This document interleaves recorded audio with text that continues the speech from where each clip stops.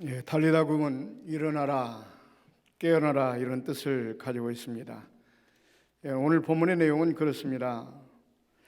해당장의 딸이 죽어 있을 때 예수님께서 찾아가서 회장단의 딸을 손을 잡아 일으키면서 달리다굼 이렇게 하니까 죽었던 그 소녀가 일어나는 그런 장면을 소개하고 있습니다. 이처럼 일어나고 깨어나고 움직이고 활동한다고 하는 것은 살아있다고 하는 것을 증거하는 것입니다. 살아있는 그런 건강한 생명체는 늘 누워있지 않습니다. 엎드려 있지 않습니다. 일어나서 활발하게 활동을 합니다. 그러나 병들거나 죽은 그런 생명체는 활동하지 못합니다. 그러므로 우리는 영적으로, 육적으로 일어나 깨어나 생동감 있게 활동하는 그런 성도가 되어야 됩니다. 죽은 상태의 모든 만물과 사람들을 우리가 보면 그 결과는 썩고 냄새가 납니다. 또 병든 상태의 모든 생명체들을 보면 얼마나 안타까운지 모릅니다. 늘 신음하고 고통 가운데 하루하루를 살아갑니다. 그래서 우리는 영적으로나 또 육적으로나 병들거나 죽어서는 안 됩니다. 살아 움직여야 됩니다.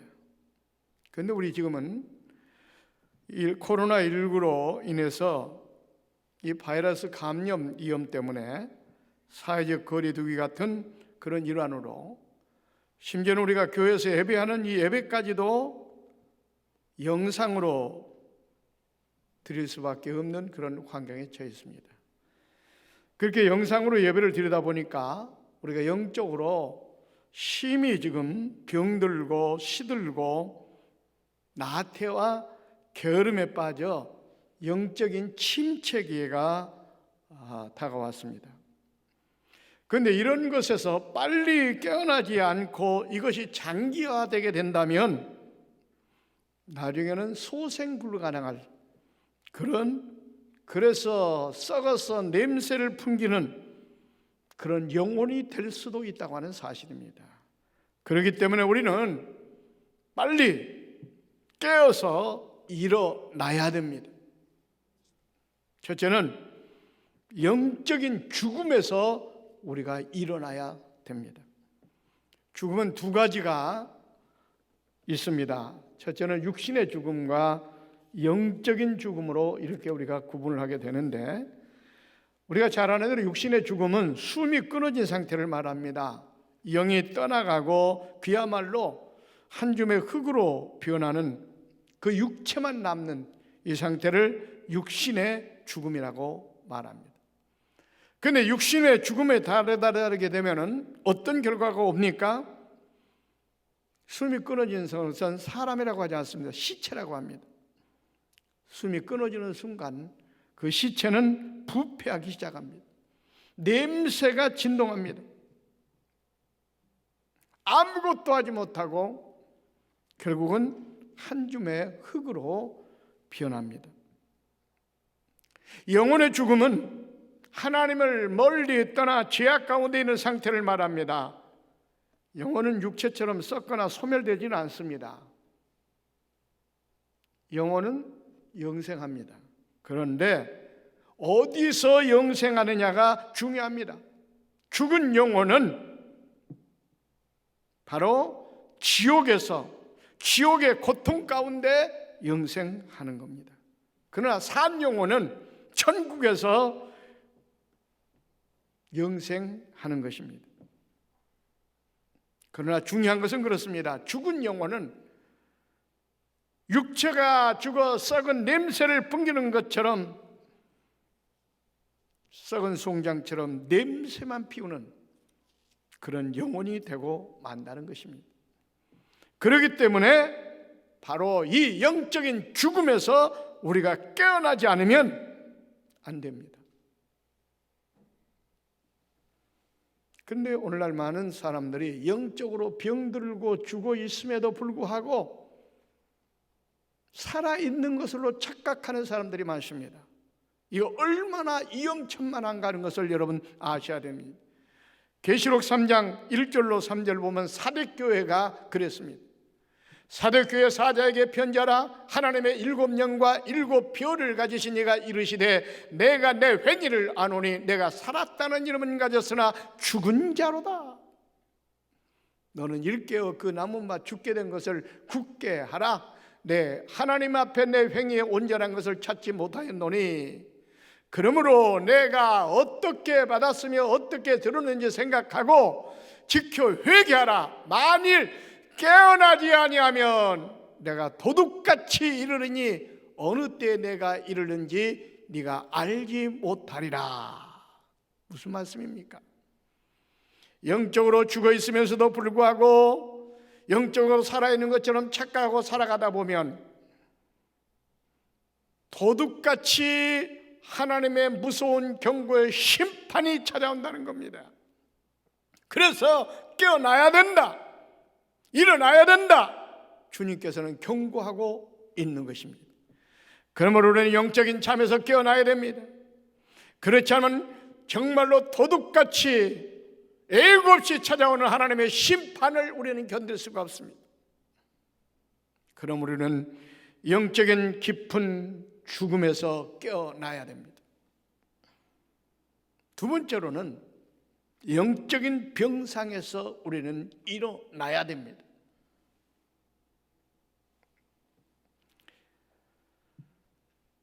육신을 가진 사람치고 병이 없는 사람이 없습니다. 병중의 차이는 있을지 모르지만 누구나 다 크고 작은 병은 한두 가지는 다 가지고 있습니다. 그런데 그 병이 중증이 되게 되면 활동도 못하고 고통 가운데 병상에서 신음 가운데 하루하루를 보내야 됩니다. 오늘날 보세요. 저 큰 병원마다 이런 중증병에 걸려서 신음과 고통 가운데 지금 살아가는 사람들이 얼마나 많은지 모릅니다. 큰 대학병원 같은 데는 보면요, 얼마나 중증 환자들이 많든지 이제는 돈 없고 백 없는 사람은 그 병원 병실 잡기도 힘든 그런 시대입니다. 그런데 사실은 그분들이 처음부터 그런 중병에 걸린 것이 아닙니다.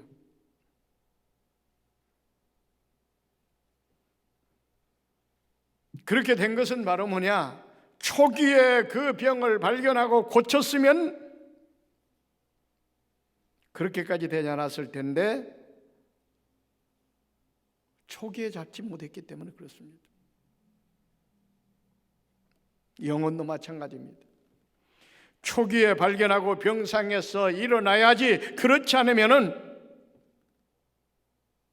영적인 중병에 걸려 고통 가운데 신음 가운데 보내는 인생이 될 수밖에 없다는 사실입니다. 그러므로 우리는 영적인 그런 병상에서 일어나야 됩니다. 오래 가면 위험합니다. 그런데 지금 우리는 코로나19 사태로 인해서 영상으로 예배를 드리다 보니까 우리 영혼이 시들고 병들어 병상에 놓여 있는 그런 상태가 되었습니다. 영상 예배는 비상시에 어쩔 수 없이 임시 당편으로 실시하는 그런 예배지 온전한 예배라고 우리는 할 수가 없습니다. 예배라고 하는 것은 하나님 앞에 우리의 몸과 마음과 정성을 다 드리는 시간입니다. 그래서 하나님은 예배를 통해서 영광을 받으시고 예배를 통해서 우리를 만나주시고 예배를 통해서 우리에게 은혜와 복을 내려주십니다. 그래서 이 예배는 하나님과 소통의 통로요, 예배를 통해서 하나님께서 우리에게 은혜와 축복을 주십니다. 그래서 우리 신앙생활 가운데 이 예배보다 더 중요한 것은 없습니다. 나머지 모든 것들은 어떤 면이 따진다면 사실은 예배를 위해서 존재하는 것들이라고 해도 틀린 말은 아닙니다. 그런데 이 문제는 이 예배가 지금 코로나19 사태로 해서 엄청나게 손상을 입고 있다는 사실입니다. 예배다운 예배가 되지 않고 있다는 사실입니다. 그렇기 때문에 영적으로 어떻게 되느냐? 병들 수밖에 없고 시들 수밖에 없고 영적으로 처질 수밖에 없는 그런 상황에 놓여 있습니다. 그래서 이 예배가 회복돼야 됩니다. 그래서 지난주부터 우리가 성전 예배로 전환을 했는데 아직까지도 많은 성도들이 교회를 출석하지 않고 있습니다. 여러분, 전자도 말씀드렸지만 영상 예배는 하나님 앞에 진정으로 드리는 그 예배에 한계가 있다고 하는 것을 여러분 아셔야 됩니다. 그리고 그렇게 영상으로 드리는 예배를 통해서 여러분의 갈급한 영혼을 충족시키는데도 한계가 있습니다. 그렇기 때문에 성전에 나와 우리의 몸과 마음과 정성을 완전히 드려 하나님 앞에 영과 진리로 예배할 때 그 예배가 하나님께 상달되고 하나님께서 영광을 받으시고 그 예배라는 통로를 통해서 여러분의 은혜와 축복을 내려주십니다. 그럴 때 여러분의 잠자는 영혼이 깨어납니다. 죽었던 영혼이 살아납니다. 병든 영혼이 치료를 받습니다. 그래서 이 예배가 회복이 돼야 됩니다.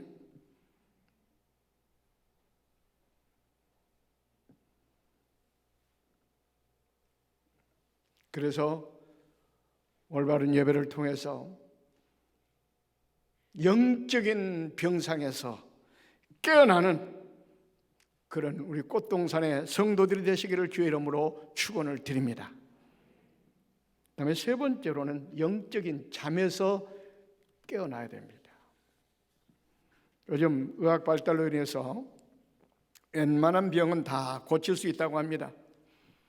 그런데 그 중에 가장 고치기 힘든 병이 있는데 그 병이 바로 뭐냐? 바로 잠자는 난치병이라고 합니다.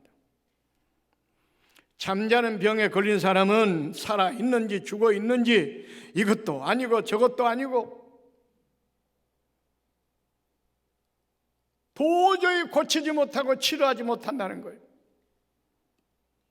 영적으로 잠을 자는 자도 마찬가지입니다.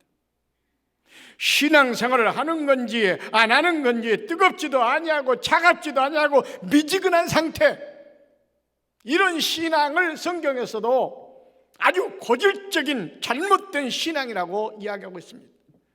계시록 3장 15절 말씀해 보십시오. 내가 내 행위를 아노니 내가 차지도 아니하고 뜨겁지도 아니하도다. 내가 차든지 뜨겁든지 하기를 원하노라. 내가 이같이 미지근하여 뜨겁지도 아니하고 차지도 아니하니 내 입에서 너를 토하여 버리리라. 우리 주님의 무서운 경고입니다. 신앙생활을 하려고 한다면 적극적으로 하라는 겁니다. 뜨겁게 하라는 겁니다. 하는 둥 마는 둥 소극적으로 미진하게 하는 것은 오히려 내가 구역질 나서 입에서 토해내버리겠다, 이런 말씀입니다. 그러니까 우리가 무엇보다 중요한 것은 바로 뭡니까? 그 미지근한 영적인 그 잠에서 깨어나는, 일어나는 신앙이 되어야 됩니다. 여러분의 신앙을 한번 돌아보십시오. 라오디게아 성도들이 바로 그렇게 미지근하게 신앙생활을 했습니다. 신앙생활 하는 건지 마는 건지 너무 소극적이었습니다. 이런 신앙을 가르쳐서 우리 주님은 구역질 난다는 거예요. 입에서 토해내버리겠다는 겁니다. 이렇게 신앙생활 할 바에 안 하는 게 낫다 그 말입니다. 차라리 차갑든지 이 말은 뜨겁게 해야지 차갑게 할 바에 안 하는 게 낫다 그 말이에요. 오늘 말씀을 기억하시고 우리 신앙들을 한번 돌아보십시오. 여러분도 영적인 그런 잠에 빠져서 미지근한 상태로 신앙생활을 하고 있지는 않는지 돌아봐야 돼요. 그래서 잠언 6장 10절 말씀에 보면 이런 말씀이에요. 좀 더 자자, 좀 더 졸자, 손을 모으고 좀 더 누워 있자 하면 내 빈궁이 강도같이 오며 내 곤핍이 군사같이 이르리라. 무슨 말입니까? 잠자는 그런 미지근한 신앙생활을 하면은 빈궁이, 곤핍이 강도같이, 군사같이 임한다 그 말은 하나님의 무섭고 끔찍한 진노와 심판이 예고 없이 우리가 저항할 수 없을 정도로 군사같이 몰려온다 그 말입니다. 영적인 빈곤, 영적인 궁핍, 이걸 말하고 있습니다. 그러니까 우리가 미지근한 잠자는 신앙생활을 하면 하나님의 무섭고 끔찍한 진노가 이처럼 군사같이 강도같이 예고 없이 우리가 방어할 수 없을 정도로 강력하게 찾아온다는 겁니다. 그러니까 우리는 영적인 잠에서 깨어나야 돼요. 그래서 정말로 좀 더 적극적으로 좀 더 열심을 품고 주를 섬겨야 됩니다. 잠에서 깨어나서 뜨겁게 신앙생활을 해야 됩니다. 그래서 오늘 주님께서도 말씀하길 달리다고 일어나라, 깨어나라, 영적인 잠에서 깨어나라 이 말씀입니다.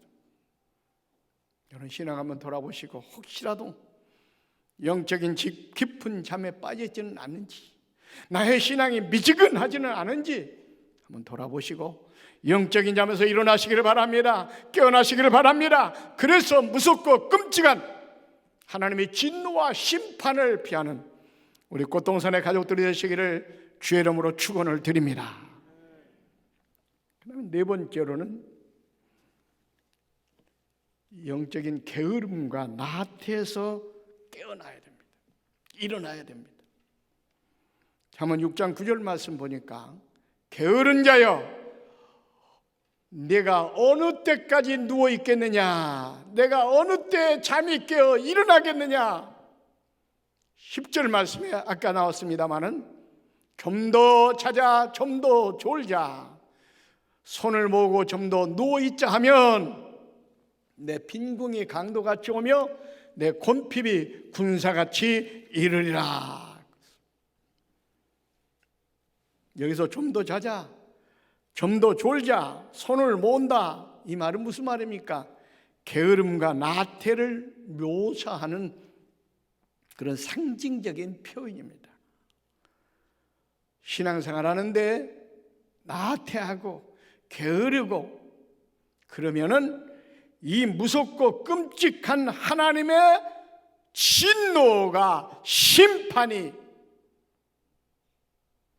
강도처럼 군사처럼 찾아온다는 그런 말씀입니다.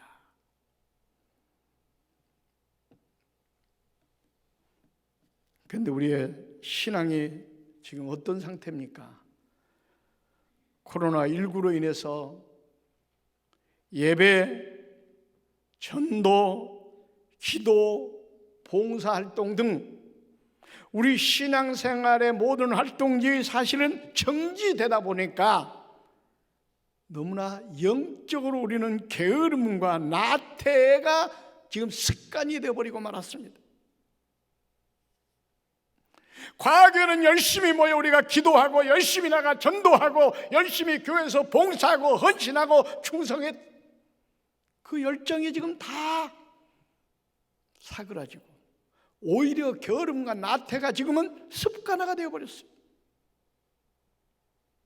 이것이 우리 신앙생활에 얼마나 얼마나 무섭고 끔찍한 격인가를 우리는 알아야 됩니다.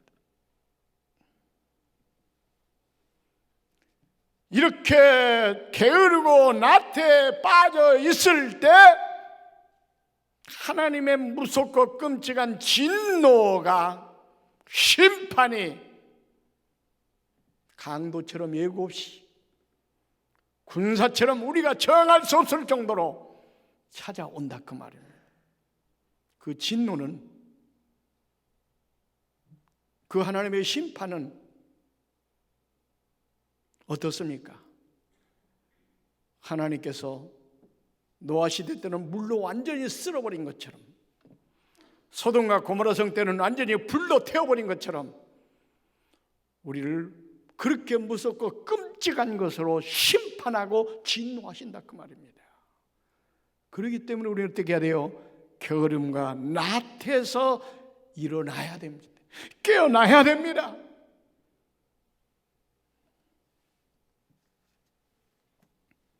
그래서 베드로 사도는 베드로전서 4장 7절에 이렇게 말했습니다. 만물의 마지막이 가까웠으니 그러므로 너희는 정신을 차리고 근신하여 기도하라.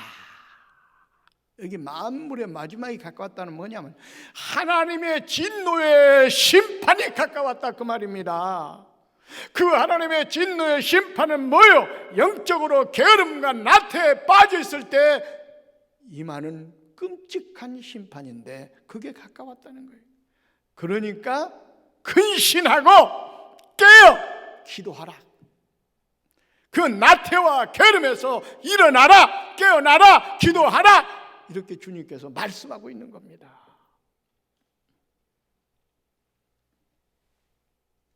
로마서 12장 1절에는 또 이렇게 말씀하고 있습니다. 부지런하여 게으르지 말고 열심을 품고 주를 섬기라.